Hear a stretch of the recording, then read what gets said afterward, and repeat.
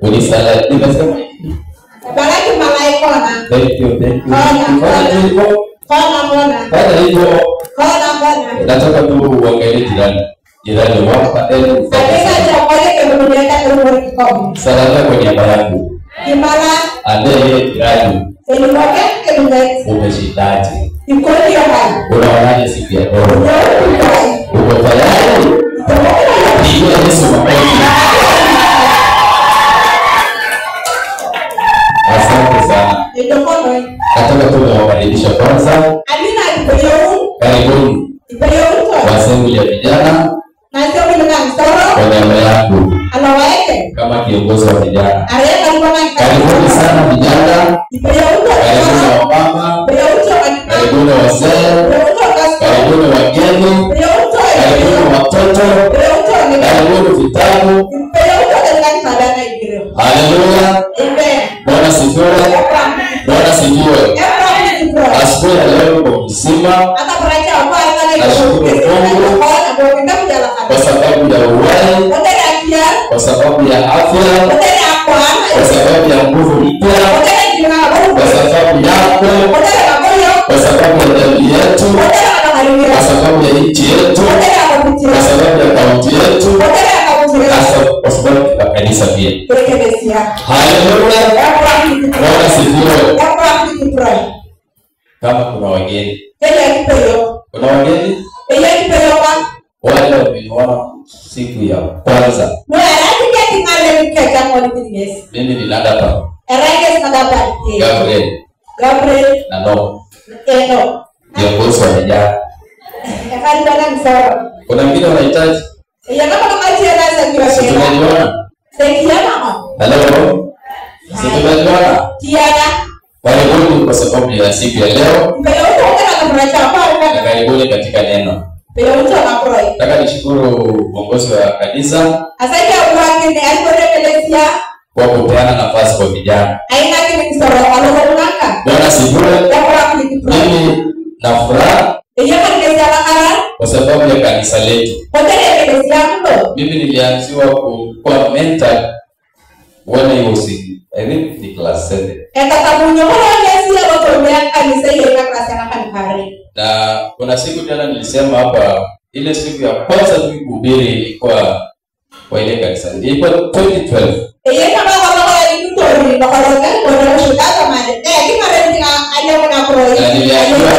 niliambiwa mimi ndio first speaker Utenda tulikuwa na maombi kama kawaida inaendelea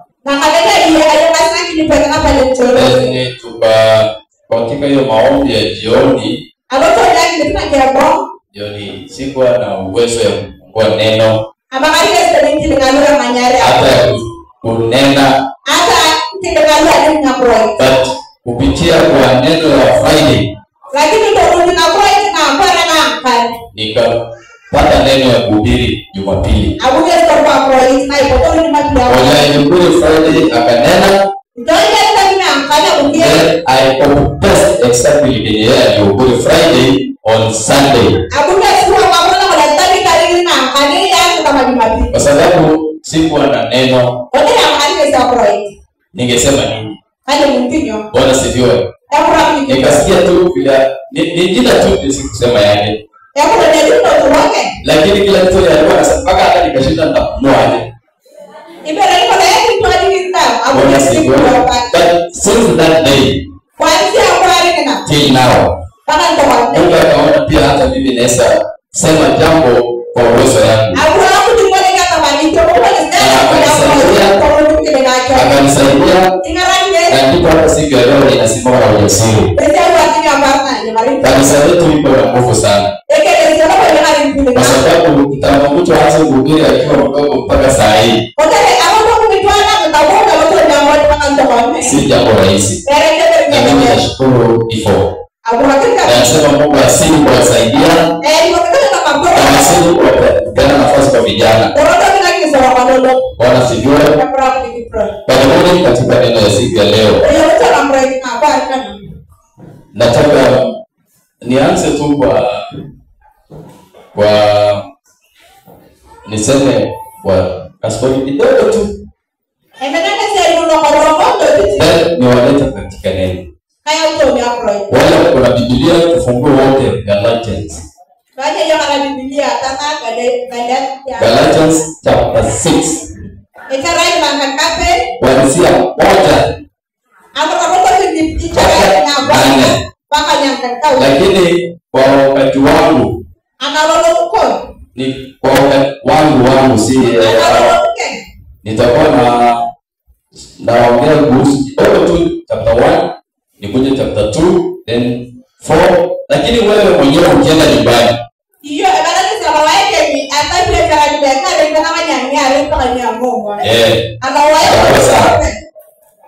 kuna young school ndio watu wenye wanachungaga sana huko msuri.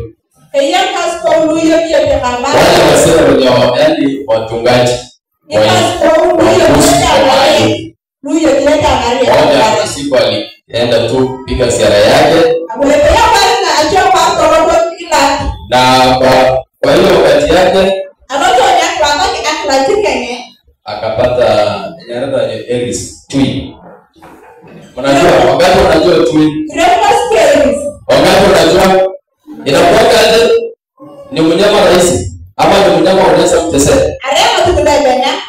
si mnyama rahisi si ndio, lakini yule mzee alichukua hiyo twin ikiwa mdogo sana ikiwa mdogo na mara mingi kitu ikiwa mdogo haielewi inakuwa tu hata sasa hao watu ukiona hivi kuna tu mwenye akiwa mkubwa atakuwa kalikali, lakini akiwa mjinga kadogo hawezi kujua.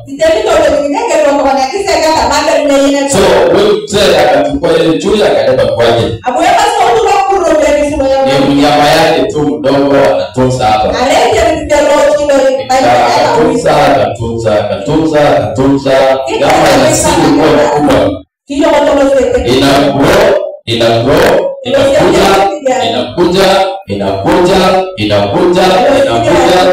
ikafika siku mnyama ambaye alikuwa mdogo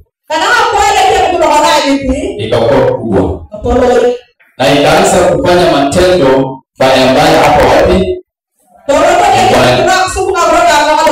Siku moja huyu mzee akatoka akaenda na mnyama ilibaki nyumbani. Najua mnyama ilibaki nyumbani, ilibaki na watoto. Na huyu mnyama ikaanza mchezo na mtoto. Bwana sifiwe.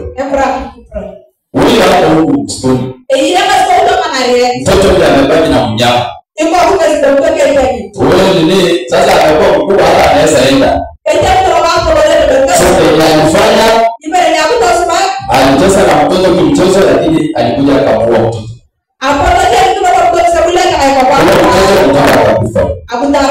Na mnyama ikatoroka. Ikaenda. Wakati mzee anarudi akapata hakuna mtu hapo nyumbani. Mnyama ambaye alikuwa amebaki amepata tu mtu maiti ndiye amebaki. Hakuna. Bwana sifiwe. Story yangu imeisha hivyo. So wote wako wanajiuliza wakati mzee alipata mtoto ameenda, nyama hakuna, alifanya nini?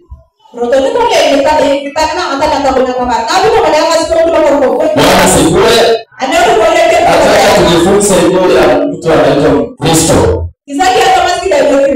Na nataka hiyo story nimepeana uweke hapa saa nyingine. Then hii neno ambayo nitaleta uweke hapa. Then at your time unapokai then uangalie utakuwa wapi. Bwana sifiwe. Bwana sifiwe. Nataka mtu wa Kiswahili. Ujumbe wangu ni juu ya maisha ya Kristo. Kristo ni mtu gani? Sijui ni mtu mwenye anajua kuomba. Sijui ni mtu mwenye anajua kuhubiri. Sijui ni mtu mwenye anaombea wengine. Sijui ni mtu mwenye anajua kusema neno la Mungu. Sisi wote tukiwa waamini, kila mtu anajielewa leo lakini kwangu siku ya leo nataka tu nifunze kuna mambo chache nitakufunza kulingana na nini si kulingana na wewe. Galatians, mtu akisomea Galatians chapter 1 chapter 6 verse 1 mtu wa Kiswahili kama kuna mtu akiturukana pia Kiswahili iko pale tusome tu moja kwanza then na nimesema wewe hiyo story ya hiyo mtu weka hapa weka hapa then yes karibu sana dan soma. Asante. Wacha tusome kitabu cha Wagalatia sura ya 6 kuanzia mstari wa kwanza. Soma tu hiyo moja then utangoja.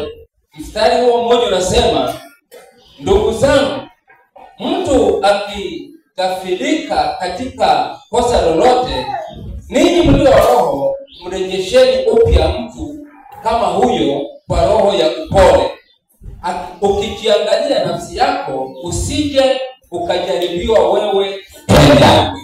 Bwana sifiwe. Mtu akipotea, nimesema tuko na tunahubiri kuhusu Kristo ambaye ni wewe. Wacha tuseme sisi wote ni wa Kristo ya siku ya leo. Kwa sababu sitakuongelea mtu nje ambaye bado hajaelewa. Kristo mwenzako. Kwa lugha rahisi. Ndio tunasema tu kwa lugha rahisi. Ule Kristo ambaye anamjua kwa majina yake. Paulo anasema akipotea ama akitenda jambo lolote ama akikosa, wewe ambaye ni Mkristo mwenzako ambaye unamjua yeye, umrejeshe mtu huyo kwa roho. Bwana sifiwe. Unarudisha hiyo kwa nini? Ikasema aje kwa mwisho huko. Mrejeshe kwa roho ya upole. Roho ya upole. Ukijiangalia nafsi yako. Ukijiangalia wewe mimi ndani ukijiangalia. Yes. Ukijiangalia nafsi yako usije ukajaribiwa wewe. Usije. Wakati mtu anakosa. Wewe ambaye umeokoka. Unaambiwa Paulo anasema wewe ambaye umejua Mungu umeokoka.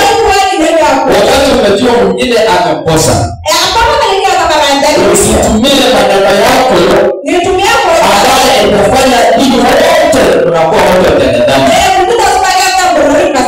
Bwana sifiwe. Halo. Ni umejua mtu ametoka kwa imani. Mtu ametoka kwa imani. Mtu ametoka kwa neno. Mtu anaanza kukosa kabisa.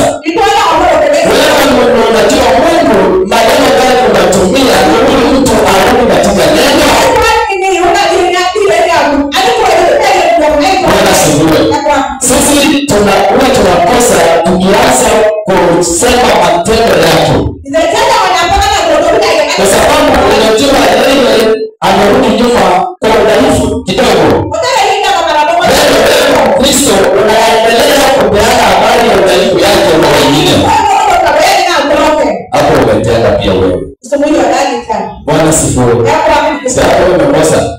Lakini neno la Mungu nasema tufanyie jambo mtu turudishe kwa roho. Anatupa silaha ya maombi. Unaona mtu amekosa ama ametoka katika neno. Wewe unasimama kwa pengo. Sasa hapo mtumishi ameomba kwa sababu ya Israeli. Wewe si Israeli. Lakini anahusu mchoko wa imani. Wengine kwa sababu ya yale yanafanyika.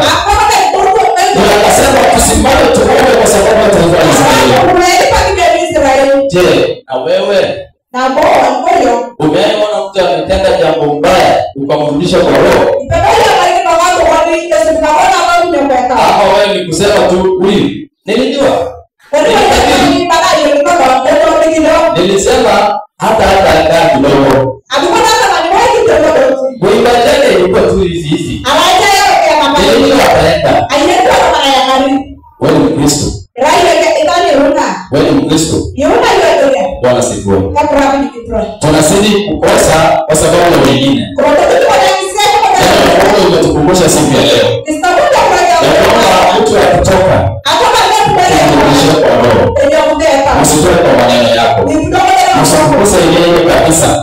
Kama anakosa leo Jumapili, Kristo akawaida kumpigia simu Julia hai anaendelea aje. Kwa nini akuje? Mimi kuna kitu la mzuia. Anaweza kuwa shida ya nyumbani. Anaweza kuwa fulani. Katika hiyo hali, kutumia hiyo hali na kuchoma kwa nini akuje. Kwa upole, Kristo Mungu atarudi. Hataenda kabisa. Anaona kwamba kumbe mimi niko na watu. Ninataka kumsaidia. Anarudisha kwa njia inayostahili. Bwana sifiwe. Kuna mtu anataka kutungana, asome kwa kutungana tu. Bwana sifiwe. Chapter 2, kama hakuna kutungana tusome chapter 2. Mstari wa 2. Mchukuliane mizigo na kuitimiza hiyo sheria ya Kristo. Mchukuliane nini? Mzigo. Mzigo ni nini? Sisi wote kila mtu anakuwa na shida yake. Lakini kama Mungu ametuambia siku ya leo, wakati mwingine amependea. Wewe kulia na roho. Unamsaidia yule mwingine. Bwana sifiwe. Msiba yake iwe msiba yako. Shida yake iwe shida yako. Kwa sababu Mungu anatuambia. Shida yake isiwe kubwa kwako. Kwa msiba ni kitu ambacho kupotea na wala kuongeza usaidike. Bwana sifiwe. Siku ya leo Mungu anatuambia. Wakati mwingine anajua. Chukua msiba yako. Weka hiyo msiba kwa maombi. Kama unaweza kumsaidia. Chukua msiba na kumsaidia. Na Mungu atakubariki na wewe. Bwana sifiwe. Amen. Nataka niende kwa Mbio chapter 4. Leo tunasema yetu na tutakani kuongeza.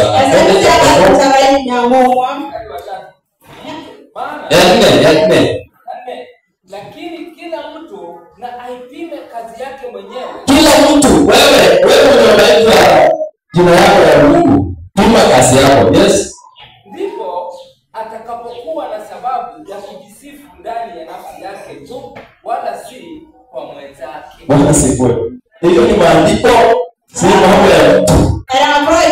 Paulo alikuwa mtu. Kila mtu na aipime kazi yake. Bwana sifiwe. Amen. Sisi wote Mungu ametupatia hiyo baraka. Kuna mtu hapa anajua kazi yenye anafanya. Kile imenisaidia mimi kwa hiyo neno. Ndio watu wasikie. Kuna watu mara nyingi watu wa nyuma huko wamsikiaje? Wamsikia. Lakini kila mtu na aipime kazi yake mwenyewe. Uipime kazi yako. Ndipo atakapokuwa na sababu ya kujisifu ndani ya nafsi yake tu. Bwana sifiwe. Achia hapo. Neno liko. Neno liko wazi. Kazi ni tofauti. Katika neno la Mungu. Kazi ni iko mbalimbali mingi sana. Neno la Mungu linasema na kila mtu apime kazi yake. Wewe kuna huduma umepatiwa ambaye Mungu ndiye anaona wewe.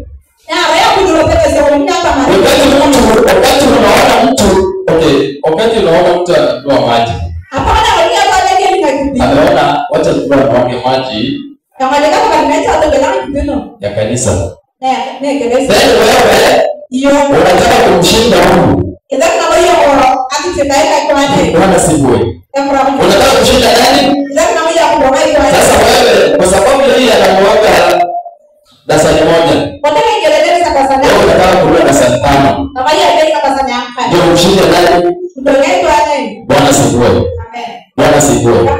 Kama Mkristo wa kawaida, wewe kuna kitu unaona kwa kanisa, usione kwa mwenzako akifanya ndio ufanye. Nataka nikuonyeshe leo. Mungu ambaye Mungu alipeana. Kwa nini alipeana kwa mwingine na si wewe? Hiyo swali nataka ujiulize ukienda nyumbani. Bwana sifiwe. Wakati mtu anainuliwa kwa jambo fulani, Mungu anampatia nguvu ya kununua maji. Lakini wewe ulipokuomba Mungu akusaidie hata neema ya kuona jambo lingine kwa kanisa, unataka kushikana na mwili. Bwana sifiwe. Si hata waimbaji wengine wanakuja kutafuta Mungu wanashindana.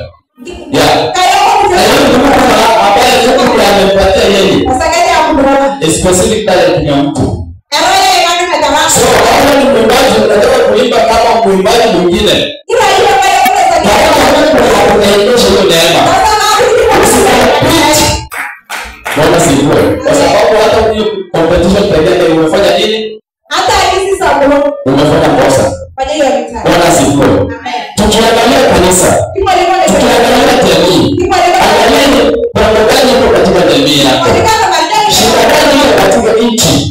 Wakati unaomba Mungu, Mungu anafunua wewe. Sisi tusifanye jambo kwa sababu unaona mwingine amefanya. Tunasiri kulia kwa sababu tunataka kitu kuliko kuomba Mungu atusaidie. Bwana sifiwe. Wakristo siku ya leo nataka tujifunze. Sisi wote Mungu amepeana kazi. Na Mungu anatupatia kibali. Ukiona leo unahitaji kanisa upakule hapa, tajua hiyo upate kulingana na uwezo wako. Wewe mwingine unaona kitu kingine. Usione kusema nataka ile pesa yako kurudishia na ile pesa yake, ndio pesa yako ndio inaweza kuwa hapa na Mungu. Bwana sifiwe. Baraka tu nataka ni at least kwa kulingana kile ambacho nimepata kujifunza. Kwa hiyo maneno katika maisha ya Kristo. Kama Kristo. Tamani. Tupime.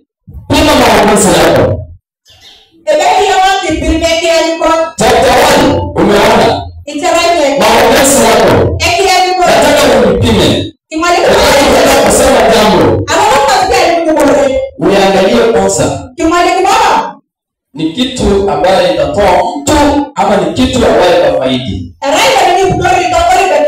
Bwana sifiwe. Usiparuke tu. Wewe msije kwa mwingine. Kwa sababu wakati huyu ataanza kunihudumia. Wewe unachangia. Kwa mawazo yako. Kwa kitu ambacho umesema. Bwana sifiwe. Nataka niwaambie wale ambao ulipotea. Ama yule ambaye umerudi kwa imani. Kwa sababu ya jambo moja. Nataka nikutie kwa siku ya leo. Mungu anakuchagua. Mungu anakupa nguvu. Mungu anasema wewe ndio unafanya jambo. Usiangalie maneno ya mtu. Angalia nini Mungu anataka ndani yako. Hii ndio wakati ambao wewe uko. Ufanyie Mungu kazi sio tu. Bwana sifiwe. Na hata sisi wale tunatafuta tu. Bila kujua. Nataka tuombe Mungu siku ya leo. Mimi ndio natoa watu wa kanisa. Msiwe mimi ndio naharibu watu wengine. Msiwe mimi ndio nafanya watu wanatoka katika neno lao. Msiwe mimi ndio nafanya mtu anaona hata kumtolea Mungu ni gharama. Bwana sifiwe. Kwa sababu wakati anataka kufanya kitu, wewe unasema wewe unataka kufanya nini? Wewe unaona kanisa hili kanisa kubwa yote unataka kufanya nini? Bwana sifiwe. Tupime maongezi yetu. Tupime maneno ambayo tunasema kwa wengine. Usiwe ni kitu ambayo utatoa mtu hata wewe unahesabika. Bwana sifiwe. Yeye amepotea, lakini mwenye kumtoa ni nani? Nani alimtoa? Si yeye mwenyewe alitoka. alisikia wala huyu siku hizi anafanya sana. Wala huyu siku hizi yeye bila yeye wote mnajua hiyo maneno sitaki kusema. Bwana sifiwe. Lakini nataka tuchunge. Ndio tunajua usifanye mtu ataweka PhD hata pale. Ataweka kanisa lingine. Alafu aende aseme hapo ndio imani inaharibika. Anasema huyu ni mjoto tu. Bwana sifiwe. Hapo ni ndani lakini maono ni kwa ndani. Mbaya. Bwana sifiwe. Tunaletea neno la Mungu hili kwa sababu ya mtu mmoja. Tujipime kama waamini. Hata ukiongea mambo mabaya katika mdomo yako. Bwana sifiwe. Usiongee mbaya. Bwana sifiwe. Ukifika mdomo yako, unaongea mbaya. Kwa sababu unataka kupotea, wewe kwanza utapotea. Na sisi wote tutakuwa tunakosa. Bwana sifiwe. Tuwe na huruma. Tuwe na huruma. Kama mwingine analemewa, tafuta kumsaidia. Hapo ndio Waislamu wanachapa kabisa. Wakiona mwingine akona potential ya kufanya biashara. Wholesale anachukua vitu ya wholesale yote inapeleka kwa retailer.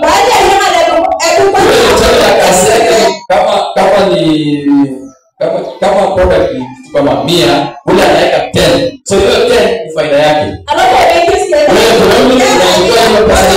Unarudisha na 10. Hata sisi kama waamini tujifunze basi kuwa na huruma. Mungu anakusala. Habari yako? Hata unajibu nzuri. Kwa sababu umeshajua huyu anajua kutafuta kwa wewe. So unajua unaifuaje?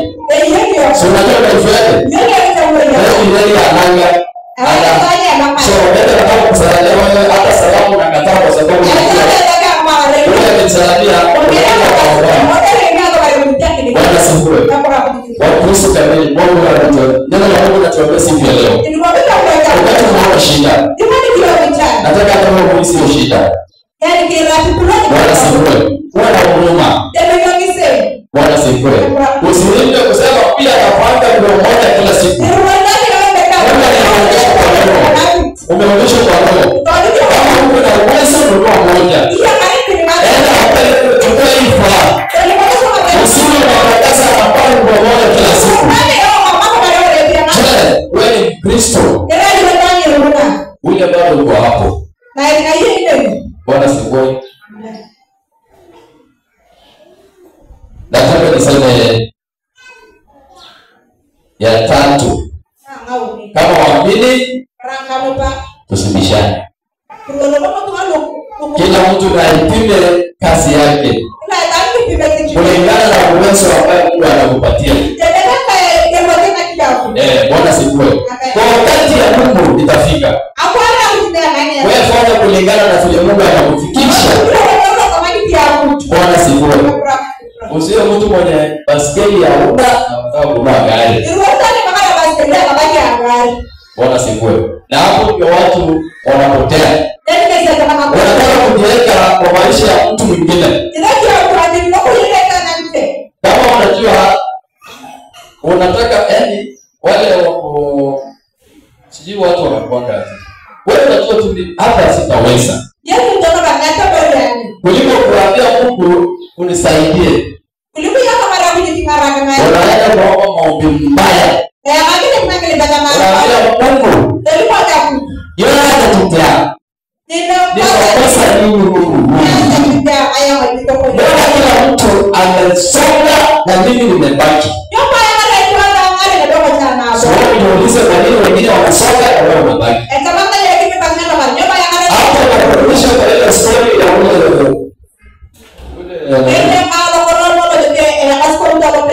kuna kitu unafanya ambaye wewe unaona ni mzuri. Kama kitu itafika siku moja Itakukula. Maybe hiyo ndio inafanya mambo yako isifanyike. Nataka mjiangalie nini hiyo ambayo mimi na practice kila siku. Ambayo inafanya mimi Mungu usinione. Bwana sifiwe. Unaona mtu analeta mnyama, huyo mnyama ilikuwa mzuri mbeleni. Hata ile tabia unafanya ni mzuri kwako, lakini itafika siku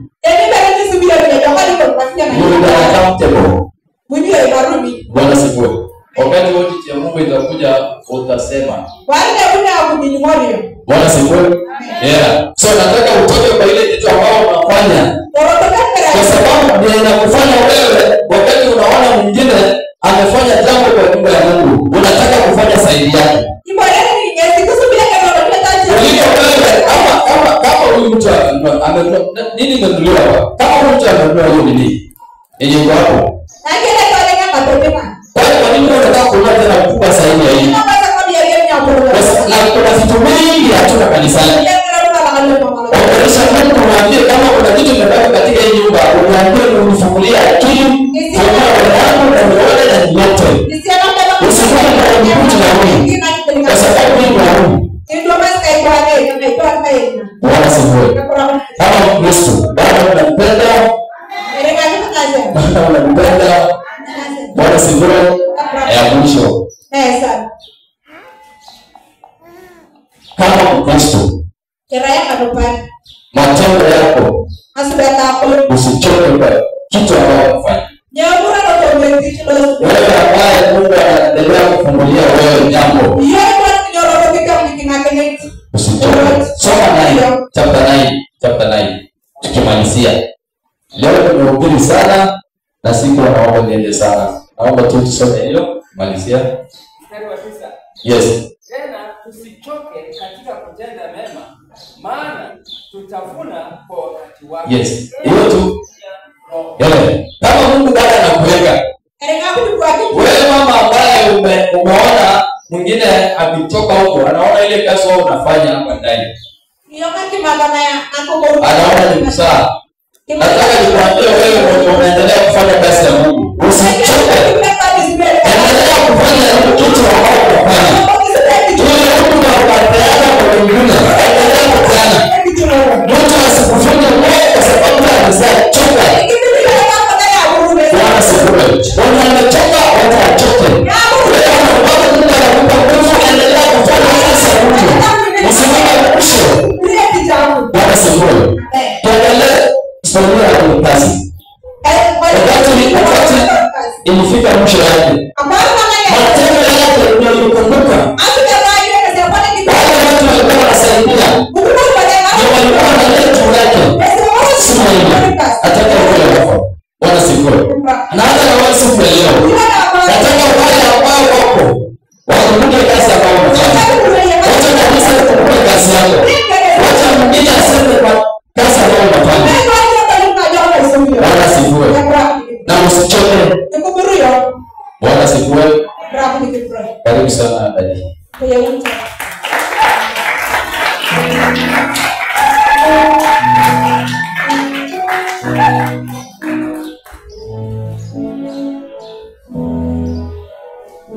Hebu tumpe vijana wetu sana.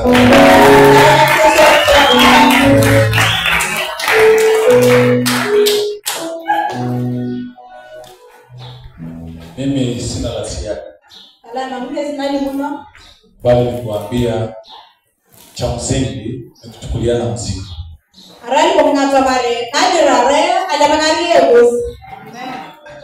Waingereza wanasema let us be our brothers keepers.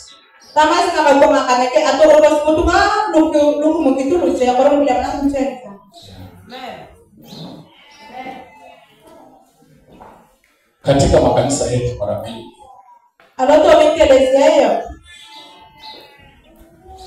tumeonekana kuna wale tunahisi ya kwamba sisi tulishafika mbinguni.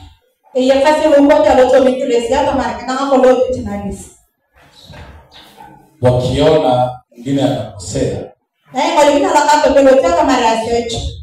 inakuwa ni sababu ya kupiga mchungaji na viongozi wa kanisa vita. Torori ngakone chakidere katamani. Kamu tumaru chalo chone kanisa. Mimi nataka kushukuru nangu Yesu. Amina kwa kimi. Itanya unya kwa chapa. Maana mara mingi mchungaji anapoongelea haya, Odare alona anakachele katamani no. Anaonekana labda kuna wale anawapefa, ndio maana hataki kufichua.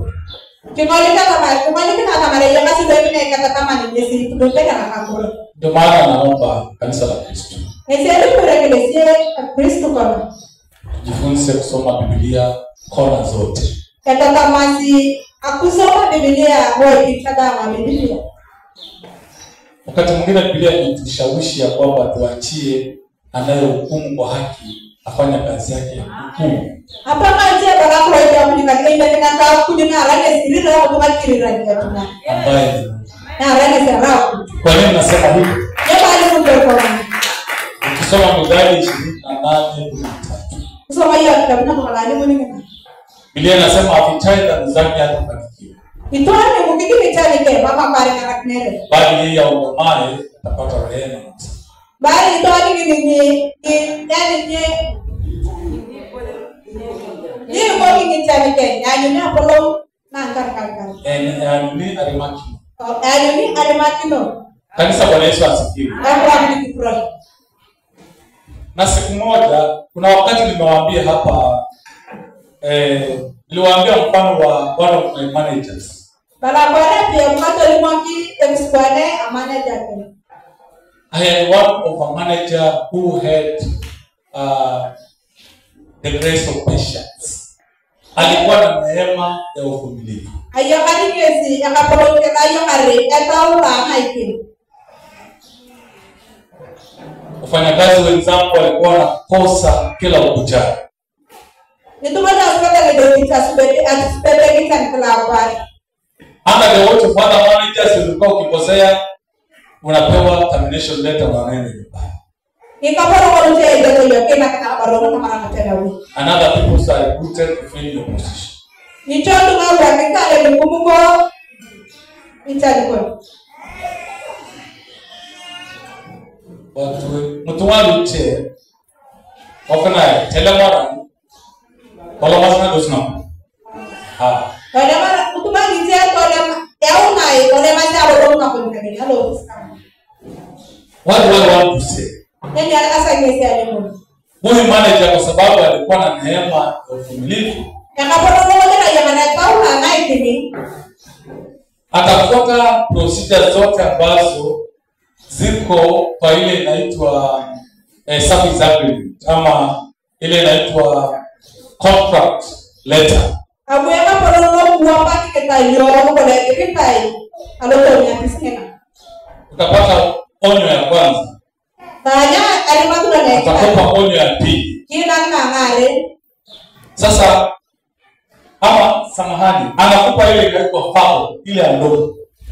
Kita kile hakuto. Anakupa sasa onyo ya kwanza ambayo ni written. Fikira ni kikare na krakenda. Anakupa onyo ya pili ambayo ni written. Kila kama ngare na kirika. Na sasa wakati amesukumwa na ile contract kukupea wewe termination letter. Yaani ile tunasema kwa lugha nyingine dismissal.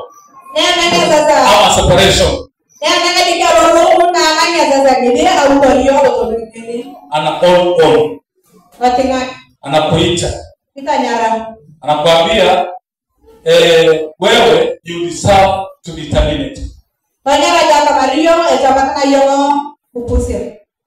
Na sasa kwa sababu sitaki damu kwenye mikono yangu. Sitaki kesho unilaumu. Sitaki kesho usema watu wangu wanalala njaa kwa sababu I bend down for your dismissal. Hoteli nyasa hiyo wewe kugoro kudai kama rele. Ataronga ya kwa ya nyangi taruku. Andika barua yako. Igraduate. Andika wewe mwenyewe wa commitment letter. Igraduate wape. That if I do another mistake.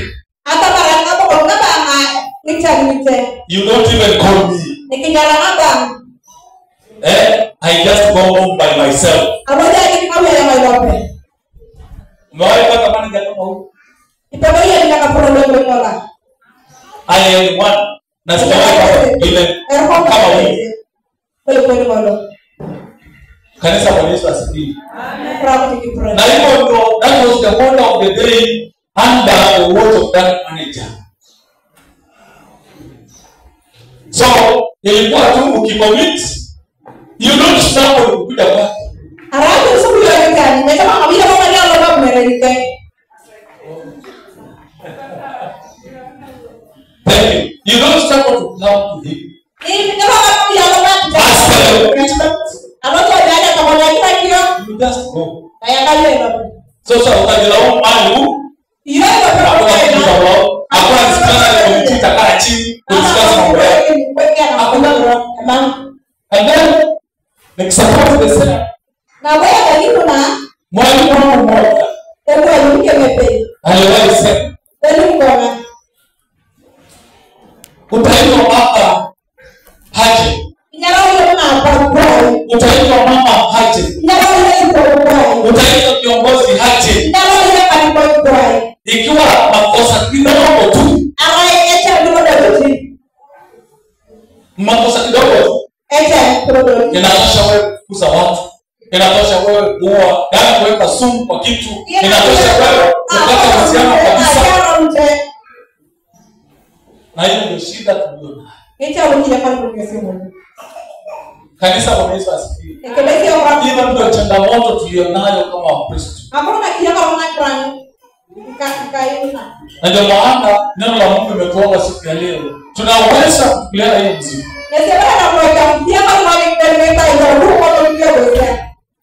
Inaweza kuwa kuna watu wamechagua kuishi tu katika dhambi.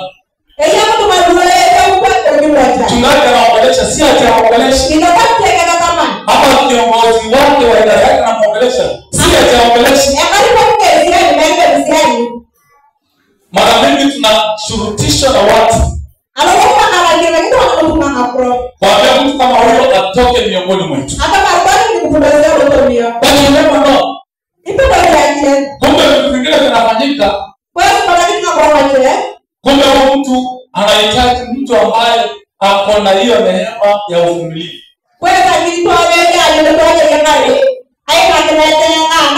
Siku moja Mungu atashuka tu kupitia kwa nguvu za Roho Mtakatifu. Anambadilisha. Na baadaye siku moja atasema, nataka nishukuru baba wangu wa kiroho so and so. Amen. Amen. Hello. Hapa nataka kushukuru baba yangu mzazi, mama yangu mzazi, nimekuwa kiwango hii, lakini kwa yote hakuna siku amefanya nini? Hakuna siku amekana kama mwana wake ama binti wake. Anakuja na shida zangu mpaka umbali huu ambao nimefanya maamuzi.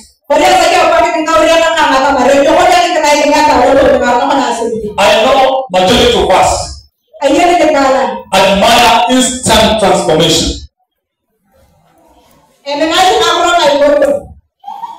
Wanahitaji mabadiliko ya haraka. Ndio maana neno la Mungu linatukumbusha siku. Let us be our brothers. Tujifunze kutumiana mzigo. Tujifunze kutumiana mzigo. Ndugu mpendwa, dada mpendwa, ambao wamesikia neno la siku ya leo. Kama hujawahi tena mzigo wa mwenzako, hiyo ndio umeshawishiwa. Kama umekuwa mtu wa kuondea viongozi wako, unaongea nini na yule viongozi wako? Kwa sababu ni kwa nini ule atatolewa miongoni mwetu? Inaonekana anakuwa favored. Wacha Mungu atupe sisi wote rehema ya kuvumilia wenzetu.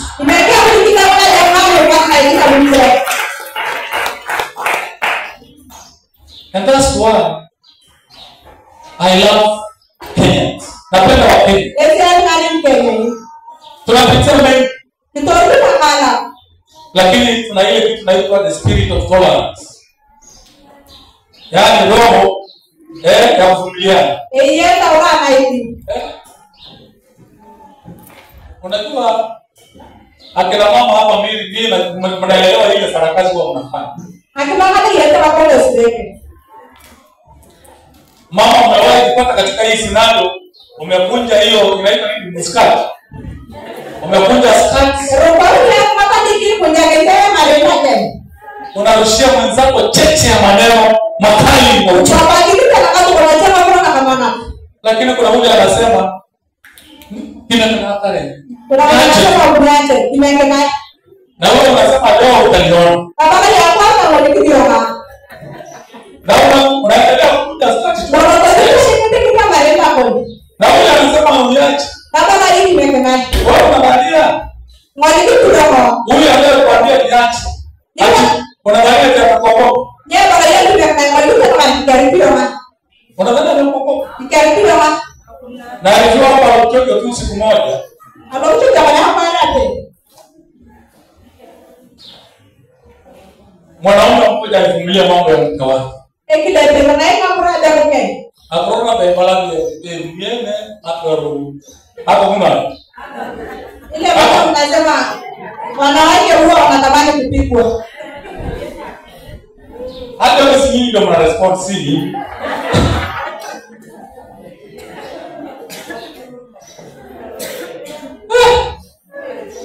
Lakini naomba msifike hapo.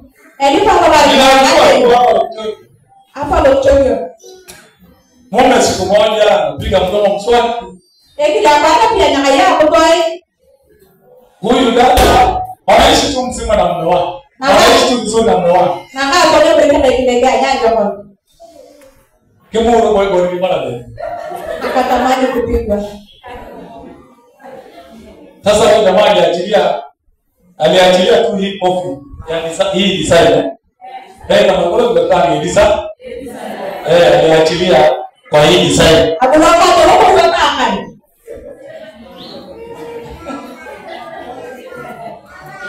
Na kumbe ndio hiyo ilikuwa maisha. Yaani hiyo ndio ilikuwa siku ya mwisho ya huyo dada kupumua kwa ibada. Alipoachilia kumbe sijui aliachilia na uzito gani. Ilimpata yule dada vibaya na akawa akasirai na hiyo ndio ilikuwa mwisho yeye kukata. Sasa wala la katanga ni hapo na kama katanga na habari na nisema kurudia dalakia na katanga. Nini nataka kusema at some point we like provoking other people. Huh?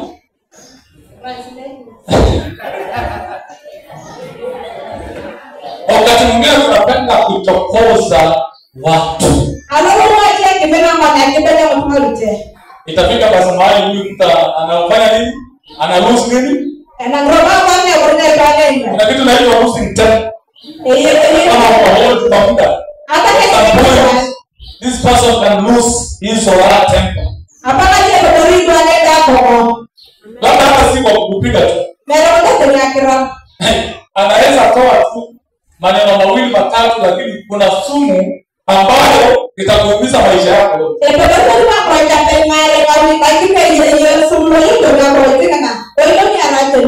Itakufanya hata unajaribu kutafuta amani, unajaribu kutafuta usingizi, lakini chanzo mnani uwe ambao uliprovoke, uwe ambao ulitokosa huyu mtu. Kwa ufupi tukumbuke mada ama jambo kuu la ujumbe wa siku ya leo ambayo malengo yake ni kwamba let us be our brothers keepers. Tukumbuke hayo tusimame.